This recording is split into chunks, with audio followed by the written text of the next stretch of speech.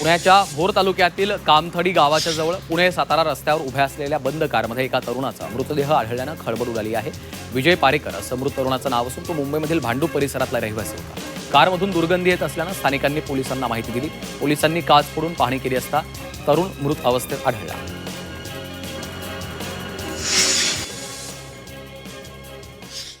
आणि पाहूयात नाशिक जिल्ह्यातल्या काही महत्त्वाच्या बातम्या.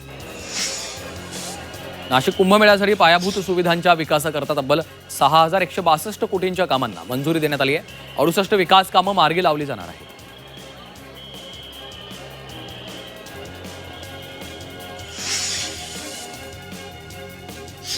नाशिकच्या मालेगाव शहरात प्रतिबंधित ऑक्सिटोसिन औषधांचा मोठा साठा जप्त केला. शहरातील झांजेश्वर मंदिराजवळ उभ्या असलेल्या एका पिकअप वाहनात 26 खाकी रंगांच्या बॉक्समध्ये प्रत्येकी 100 मिलीच्या ऑक्सिटोसिन औषधाच्या 195 बाटल्या अशा एकूण 5,070 बाटल्या जप्त करण्यात आल्या.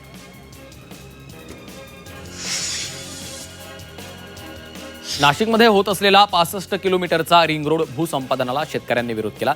रिंग रोडच्या विरोधात शेतकऱ्यांनी उपोषण सुरू केलं. मागण्या पूर्ण होत नाहीत तोपर्यंत शेतकऱ्यांनी उपोषणावर ठाम राहण्याचा निर्णय घेतलाय.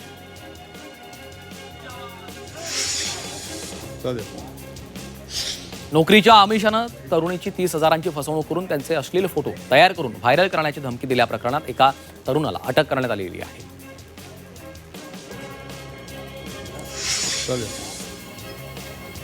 राज्यातील वाढत्या उष्णतेचा जनावरांवर देखील परिणाम होऊ लागलाय. नाशिकमध्ये पारा 40च्या पार पोहोचला, त्यामुळे गायींच्या दुधावर याचा परिणाम झालाय.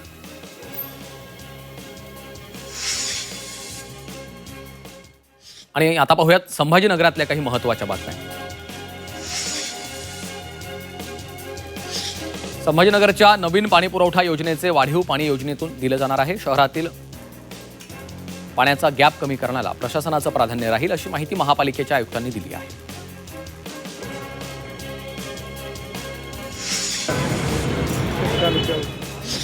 औरंगाबाद जालना स्थानिक स्वराज्य मतदारसंघात निवडणूक पार पडणार आहे. निवडणूक पारदर्शक वातावरणात पाडण्यासाठी जिल्हाधिकाऱ्यांनी जिल्ह्यामध्ये 18 मे ते 25 जून रोजी मतदानाची प्रक्रिया संपेपर्यंत मनाई जमावबंदीचे आदेश दिलेले आहेत.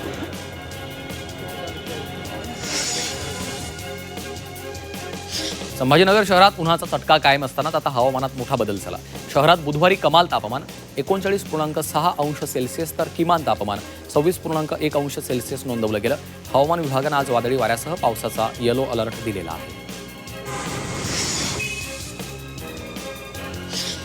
छत्रपती संभाजीनगरच्या शिवाजीनगर भुयारी मार्गाच्या प्रवेशद्वारावर सार्वजनिक बांधकाम विभागानं 3.4 मीटर उंचीची मजबूत लोखंडी चौकट बसवलेली आहे. त्यामुळे आता या मार्गातून अवजड वाहनाची ये-जा होऊ शकणार नाही. परिणामी वारंवार होणारी वाहतूक कोंडी टाळण्यास यामुळे मदत होणार आहे.